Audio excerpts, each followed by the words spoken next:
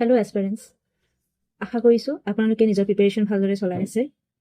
2026ত এইটো আজি মোৰ প্ৰথম ভিডিঅ' হয়। চ' এই ভিডিঅ'ৰ দ্বাৰা মই আপোনালোকক নতুন বছৰৰ শুভেচ্ছা জ্ঞাপন কৰিলোঁ। Happy new year to all. আজিৰ এই ভিডিঅ'টোত মই কিছুমান ইনফৰ্মেশ্যন দিব বিচাৰিম। আজি এই ভিডিঅ'টো মই ৰেণ্ডমলি কিছুমান কথা ক'ম, কোনো ধৰণৰ মোৰ স্ক্ৰিপ্টেড নহয়। এনেও মোৰ অন্য ভিডিঅ'সমূহ স্ক্ৰিপ্টেড নহয়, তথাপিও এটা প্ৰিপেৰেশ্যন থাকে। আজি কোনো ধৰণৰ প্ৰিপেৰেশ্যন নাই। মোৰ মনত যিখিনি কথা আছে সেইখিনি কথা আপোনালোকৰ ওচৰত দাঙি ধৰিম। যদি মই কথা কওঁতে ক'ৰবাত খোকোজা লাগো, কিবা ভুল হয়, তেনেহ'লে ক্ষমা কৰিব। বৰ বিশেষ কেমেৰাৰ আগত কথা কোৱা অভ্যাস নাই। এতিয়া ভিডিঅ'টো আৰম্ভ কৰোঁ। মই অলৰেডি আগৰ ভিডিঅ' কিছুমানত কৈছোঁ যে মই বিগত 3 বছৰ বা 3.5 বছৰৰ পৰা APSC CCৰ বাবে প্ৰিপেৰেশ্যন চলাই আহিছোঁ। মই এতিয়ালৈকে 3টা প্ৰিলিমছ দিছোঁ আৰু এটা মেইনছ লিখিছোঁ। প্ৰথম 2টা প্ৰিলিমছত কনজিকিউটিভলি মই ক্লিয়াৰ কৰিব পৰা নাই prelims, and in my third prelims I could clear. আৰু মই 2025ত প্ৰথমটি মেইনছ লিখিছোঁ আৰু সদ্যহতে 2025ৰ মেইনছৰ ৰিজাল্ট ঘোষণা কৰা হৈছে। আৰু আনফৰ্চুনেটলি মই এইবাৰ মেইনছ ক্লিয়াৰ কৰিব নোৱাৰিলোঁ। এই ভিডিঅ'টোৰ যোগেৰে মই মোৰ মেইনছৰ ৰিজাল্টটো আপোনালোকক জনাই থলোঁ। দুই এজনে মোক DM কৰিছিল বা মোক কোনোবা সুধিছিলোঁ যে মোৰ মেইনছ কেনেকুৱা হৈছে আগৰ ভিডিঅ'ত কমেণ্ট কৰি। চ' মই এই ভিডিঅ'ৰ দ্বাৰা সকলোকে জনাই থলোঁ মই এইটো বৰ্ষত মেইনছ ক্লিয়াৰ কৰিব পৰা নাই। এইটো মোৰ প্ৰথম মেইনছ আছিল। ইয়াৰ লগতে মই ক'ব বিচাৰিম যে মই আফটাৰ মেইনছ ৰিজাল্ট 2 তাৰিখে ৰিজাল্ট দিছিল আৰু আজি 6 তাৰিখ, মাজতে 3-4 দিন হৈ গ'ল। মই কোনো ধৰণৰ ভিডিঅ' বনোৱা নাই ৰিগাৰ্ডিং মেইনছ, কাৰণ মই এই সময়ছোৱাত নিজকে ইণ্ট্ৰস্পেক্ট কৰিছোঁ, চেল্ফ ইভালুৱেট কৰিছোঁ যে মোৰ ক'ত ভুল হ'ল। ৰিজাল্ট দিয়াৰ পাছত অকণমান সকলোৰে অলপ হ'লেও মনটো বেয়া লাগে বাৰু, সেইটো ভেৰি নেচাৰেল হয়। মোৰ নিচিনা অন্য এছপাৰেণ্টছ যিসকলে মেইনছ ক্লিয়াৰ কৰিব পৰা নাই, ইভেন প্ৰিলিমছ দিছিল বাট প্ৰিলিমছ ক্লিয়াৰ কৰিব পৰা নাই, সকলোৱে মোৰ লগত ৰিলেট কৰিব। কিন্তু মই নাভাবোঁ যে আমি বহু দিনলৈকে ৰিজাল্ট নিগেটিভ হোৱাৰ দুখটো লৈ বহি থাকোঁ। আমি যিমান সোনকালে হওক মানে অভাৰকাম কৰিব লাগে। আমাৰ নিগেটিভ ৰিজাল্টটোক লৈ আমি বহি থাকিব নালাগে। নিজকে আমি অভাৰকাম কৰাৰ বেষ্ট উপায় হৈছে যে আমি চেল্ফ ইণ্ট্ৰস্পেক্ট কৰা। মানে আমাৰ ক'ত ভুল হৈছে আমি নিজকে সেইখিনি বিচাৰ কৰা। নিজকে অকণমান প্ৰথমতে এটা পজ ল'ব লাগে, অলপমান টাইম দিব লাগে, নিজকে অলপ কাম ডাউন হ'ব লাগে। তাৰপিছত ভাবিব লাগে যে এক্সামত আমি কি ভুল কৰিলোঁ বা আগন্তুক সময়ত আমি কি ভুলৰ পৰা দূৰত থাকিব লাগিব। আমি এখন পেপাৰত নিজৰ ভুলবিলাক মানে জট ডাউন কৰি যাব লাগে, যাতে আমি আগন্তুক সময়ত সেইখিনি ভুল ঠিক কৰিব পাৰোঁ। এইখিনিতে মই ক'ব বিচাৰিম যে এই 2-3 দিনৰ ভিতৰত মই নিজক প্ৰশ্ন কৰিলোঁ যে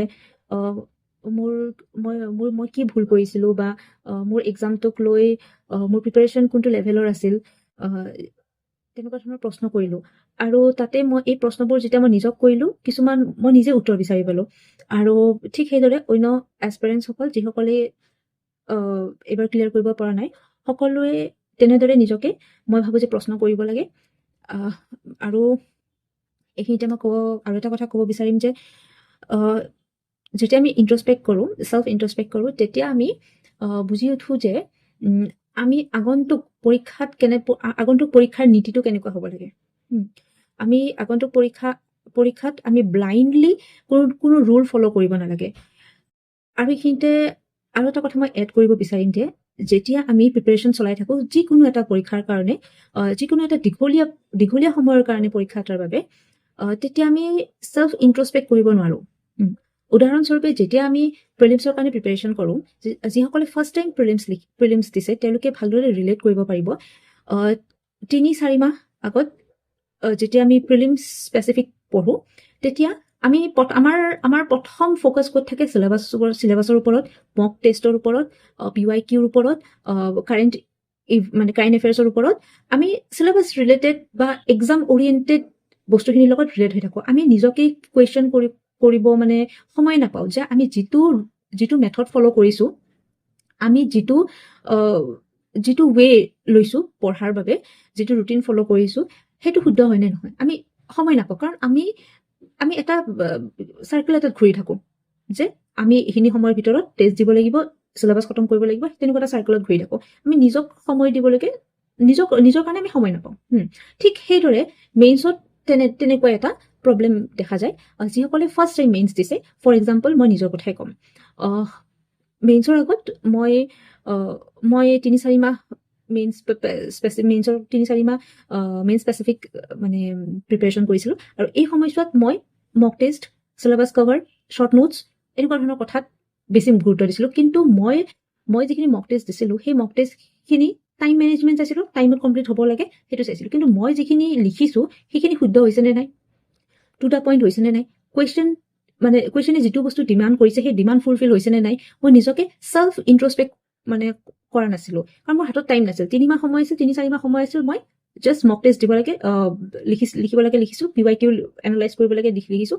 মোৰ ফালৰ পৰা মই সেই সময়খিনিত, এই 3-4 মাহৰ ভিতৰত মই ভাবিছিলোঁ যে মই নিজৰ ফালৰ পৰা 100% দিছোঁ। কিন্তু এতিয়া মই নিজকে প্ৰশ্ন কৰিছোঁ, তেতিয়া মই ভুলখিনি বুজি পাইছোঁ যে মই ৰাছত আছিলোঁ। মানে মোৰ হাতত সময় নাছিল নিজকে সুধিবলৈ যে মই কুৱেশ্যনটো লিখিছোঁ, আৰু ইয়াতকেও ভাল হ'ব পাৰে নেকি। তেনেকুৱা ধৰণৰ কুৱেশ্যন মই নিজকে কৰা নাই। বা কিছুমান টপিক বুজি পোৱা নাই, সেই বুজি নোপোৱা টপিকটো মই অন্য ধৰণে বুজিবলৈ চেষ্টা কৰিছিলোঁ নেকি। যিখিনি বুজি পোৱা নাই, সময় আছে যদি পঢ়িলোঁ, সময় নাই যদি মই সেইখিনি বস্তু এৰি দিছিলোঁ যে মই আগবাঢ়োঁ আৰু মই চিলেবাছ আগবঢ়াব লাগে, মই সেইটো এটা ৰাছত আছিলোঁ। মই ভাবোঁ যে এনেকুৱা ধৰণৰ প্ৰব্লেম বহু এক্সপেৰিয়েঞ্চৰ লগত হয়।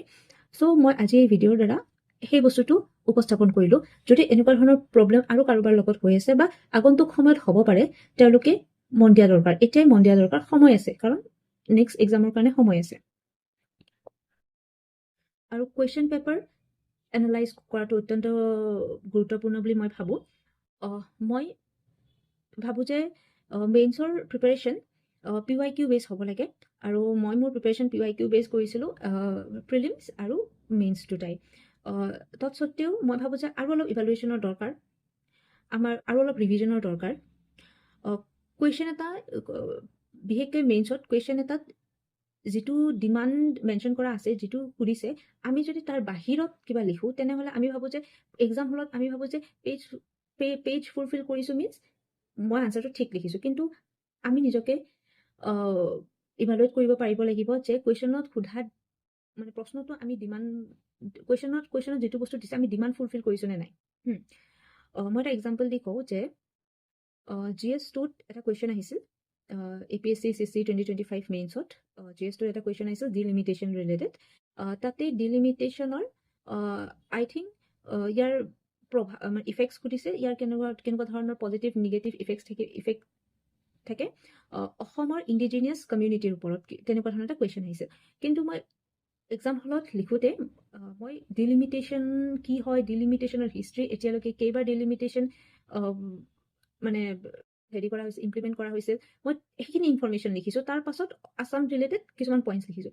কিন্তু মোৰ যিখিনি প্ৰথমতে মই যিকেইটা পইণ্ট লিখিছোঁ ডিলিমিটেশ্যন ৰিলেটেড, সেইখিনি বস্তু ৰিলেভেণ্ট নাছিল কুৱেশ্যনৰ লগত। ডিলিমিটেশ্যন কনচেপ্টৰ লগত ৰিলেটেড হয়, বাট কুৱেশ্যনৰ লগত ৰিলেটেড নাছিল। চ' মই ভাবোঁ যে এনেকুৱা ধৰণৰ ভুল মোৰ দ্বাৰা হৈছে, যিটো মই এক্সাম হলত বুজি পোৱা নাছিলোঁ। এতিয়া মই ইন্ট্ৰস্পেক্ট কৰোঁতে বুজি পাইছোঁ যে মই কিছুমান আননেচেচাৰী ষ্টেটমেণ্ট লিখিছিলোঁ চাগে, তেনেকুৱা। সেইটো এটা ভুল হ'ব পাৰে মোৰ। আৰু দ্বিতীয়তে মই ভাবোঁ যে মোৰ আৰু এটা ভুল হ'ব পাৰে যে মই কিছুমান কুৱেশ্যন আণ্ডাৰলাইন মানে টাইম মেনেজমেণ্টৰ কাৰণে আণ্ডাৰলাইন কৰা নাছিলোঁ, যিটো পাহৰিছিলোঁ আণ্ডাৰলাইন কৰিব। লিখিছোঁ কিৱৰ্ডছসমূহ, কিন্তু আণ্ডাৰলাইন কৰিব পাহৰিছোঁ। তেনেকুৱা ধৰণৰ প্ৰব্লেম কিছুমান মই ভাবিছিলোঁ মোৰ হৈছিল বুলি। আৰু আমি বেছি গুৰুত্ব দিওঁ যে পেপাৰ কমপ্লিট কৰাৰ পৰা বেছি গুৰুত্ব দিওঁ। আৰু মই প্ৰিপেৰেশ্যনৰ সময়ত এইটোৱেই মই সকলোৰে পৰা শুনিবলৈ পাইছোঁ যে পেপাৰ কমপ্লিট কৰিব লাগে বাই হুক অৰ বাই ক্ৰুক। চ' মই 6খন পেপাৰৰে প্ৰায় সকলো কুৱেশ্যনে লিখিছোঁ। কিন্তু GS3ত মই এটা কুৱেশ্যন লিখা নাই। আৰু GS5ত মই 2টা কুৱেশ্যন লিখিছোঁ, বাট মেনশ্যন এটেম্প কৰিছোঁ, বাট ভালকৈ লিখা নাই, মোৰ টাইম মেনেজমেণ্ট নহ'ল, হ'লেও জাষ্ট এটেম্প কৰিছিলোঁ। কিন্তু মই নাভাবোঁ যে সেইকেইটা কুৱেশ্যনত মই ভাল মাৰ্কছ পাইছোঁ। আৰু GS4ত মোৰ টাইম মেনেজমেণ্টৰ প্ৰব্লেম হৈছিল। পেপাৰ কমপ্লিট কৰিছোঁ, কিন্তু টাইম মেনেজমেণ্টৰ প্ৰব্লেম হৈছিল। চ' GS4 one of my strong subject হয়। চ' মই নাভাবোঁ যে এনেকুৱা ধৰণৰ ভুল GS4ত কৰিলে মোৰ মানে মই এফৰ্ড কৰিব পাৰিম। মই সেইটো এটা মোৰ ভুল বুলি মই ভাবিছোঁ। GS4 যিহেতু মোৰ এটা ষ্ট্ৰং ছাইড হয়। চ' মই পেপাৰখন ভালকৈ মানে এটেম্প কৰাটো অত্যন্ত প্ৰয়োজন আছিল। কিন্তু মই টাইম মেনেজমেণ্টত অলপমান গণ্ডগোল হ'ল। পেপাৰ কমপ্লিট কৰিছিলোঁ যদিও মই 100% দিয়া নাছিলোঁ বুলি মই এইটো আগতীয়াকৈ গম পাইছিলোঁ। চ' তেনেকুৱা ধৰণৰ প্ৰব্লেম হৈছে।